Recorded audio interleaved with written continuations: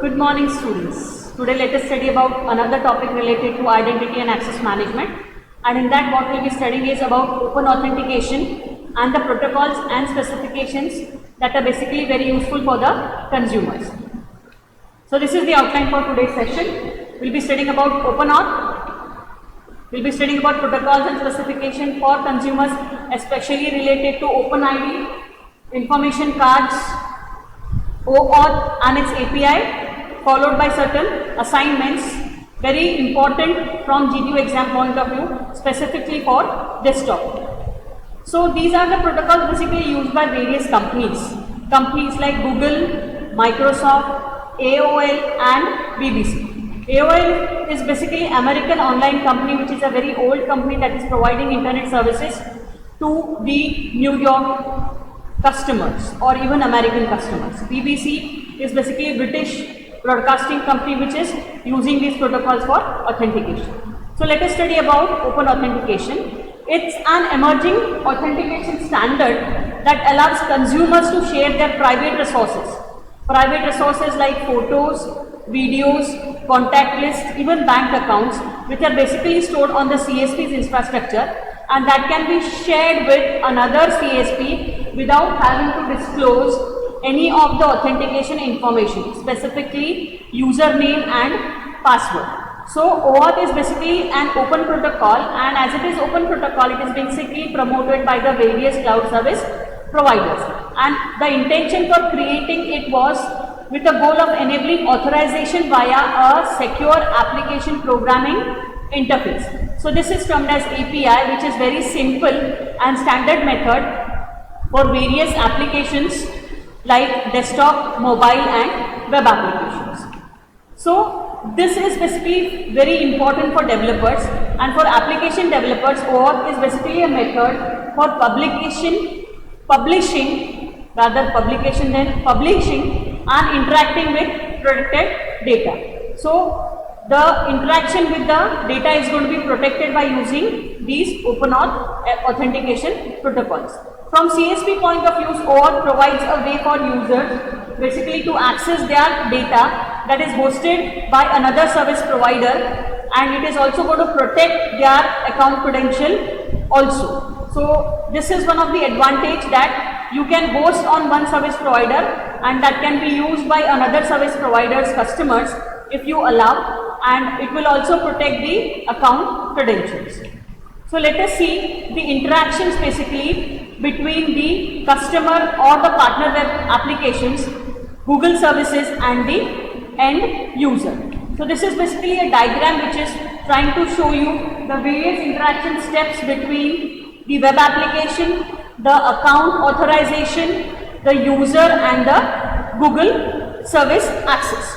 So for the first step, where a web application tries to send a request token to the Google authorization services and with the help of OAuth. So this is accepted by the Google authorization account, and it will respond with an unauthorized request token. So once this unauthorized request token is received, the web application will send an authorization for request token. Now the Google authorization service will forward this to the user, which is shown in green color. So the user will accept this token and he will be directed to a web page where he can log in and provide username and password. So in this case, the user can grant or deny the access. Now in case he grants, we go ahead with the step 5, which is given to the account authorization. So now this Google account authorization will forward it to the authorized request token to the web application. So this web application in the step 7, you can see, will request for an access token if the user has granted the rights. So once the request token is received by the Google authorization page, it will respond with the access token. So once the token is received, now it will allow you to access the Google services data if the response is provided. So if the request is approved, that means the response is provided, the Google services will respond with the requested data. So these are the 10 steps which are being shown and we'll be discussing in the forthcoming slides. So here you can see the sequence of interaction. First, the customer web application will contact the Google authorization service page which we discussed, and it will request for a token from one or more Google services. So Google will verify that the web application is registered or no, and if it is registered, it will respond with an unauthorized request token. So the web application directs the end user to a Google authorization page referencing the request token. So once the token is received on the Google authorization page, the user is prompted to log into his accounts for verification and then either grant or deny limited access to his Google service data by the web application. Now the user decides whether to grant or deny the access to the web application. So if the user denies access, nothing further will happen and the Google page will direct and it will not go back to the web application.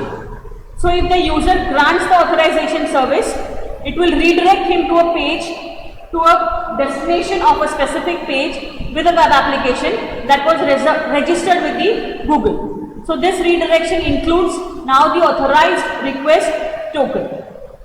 Now the web application sends a request to the Google authorization service to exchange the authorized request token from an access token as we saw in the diagram. Now the Google will verify the request and returns a valid access token because all the authorizations and authentications have happened.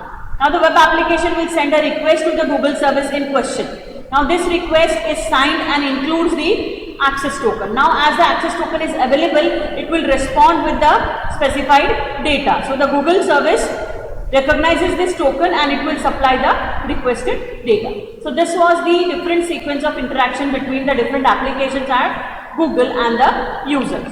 Now let us see the IAM standards, protocols and specifications that are useful from the customer's point of view or the consumer's point of view. Like for example, you have one is the OpenID, you have the information cards, you have the open authentication, and you have the open authentication API. We'll be seeing about this in the forthcoming slides. So let us see first about OpenID. OpenID is an open decentralized standard for user authentication and access control, and it allows the users to log on to many services with digital identity, with basically same digital identity. Like for example, you have a single sign-on user experience with services supporting the OpenID. So it is basically a replacement for log-on processes. So OpenID is primarily targeted for consumer services offered by the internet companies which include Google, eBay, Yahoo, Microsoft, AOL, BBC, PayPal and various other companies. So it is basically a targeted for various consumer services and that is basically offered by various internet companies. So OpenID adoption basically for enterprise use is basically not existent.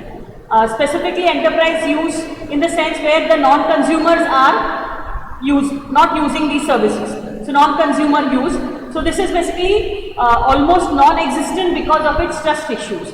It has various trust issues. So some of the researchers have also revealed that OpenID could accelerate phishing attack. It could increase the phishing attacks that can result in compromising user credentials. So the user credentials in phishing attack are compromised.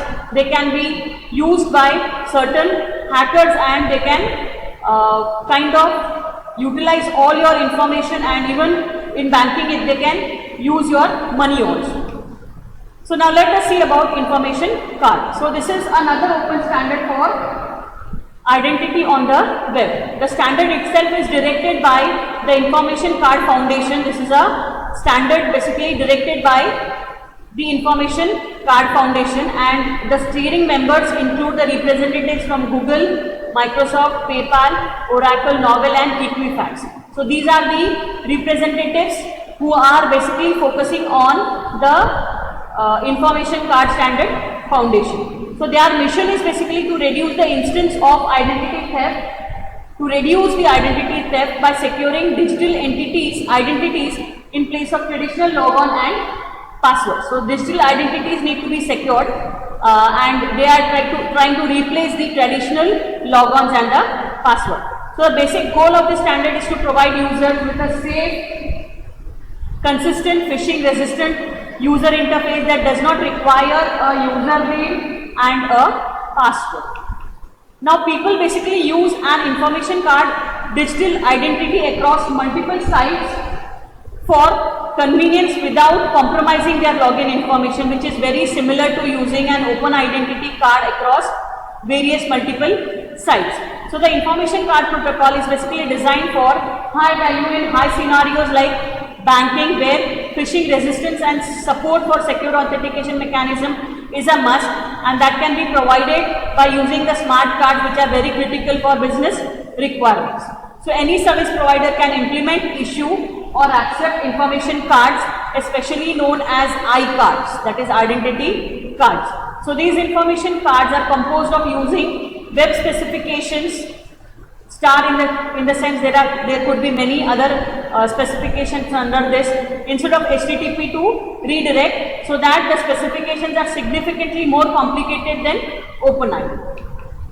Now the greatest problem with the system is that it only works if the website is basically used by the consumer and he is participating and accepts the information cards. So if this affiliation is not present, the information card becomes very useless. So for example, one of the user can use a managed information card issued by Microsoft Windows Live ID, and that is basically used to access single sign-on services to most of the Microsoft sites, including MSDN, TechNet, Live and Connect. So these are some of the Microsoft sites which need a single sign-on to be accessed through information cards.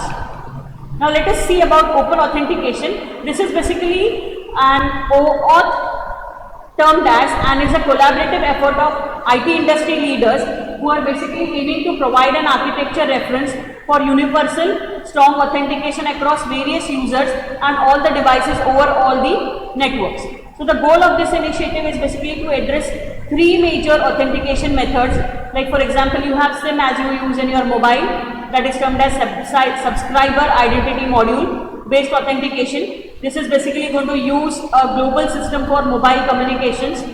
GPRS, that is termed as General Packet Radio Service.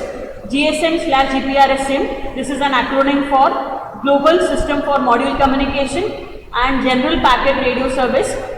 So these are the protocols which are used with SIM.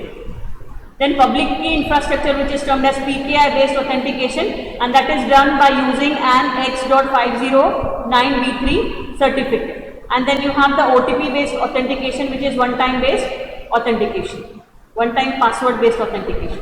Then you have the OpenAuth. This is basically the authentication protocol that leverages well-established infrastructure components such as a directory server, a remote authentication dial-in user service that is termed as Radius server, and also leverages federated identity protocol. So these are some of the protocol leverages that are basically established with the infrastructure components for OAuth.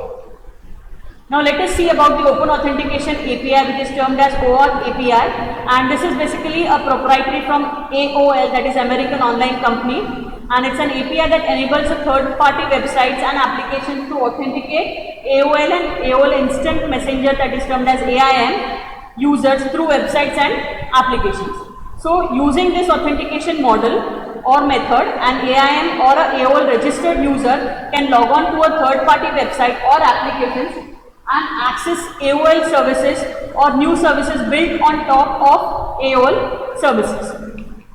So this is basically a secure method to sign in. User credentials are never exposed to the websites or applications the users is basically signing in. So a method which is very secure to control which sites are allowed to read private and protected content. So these are some of the features of OpenAuth API.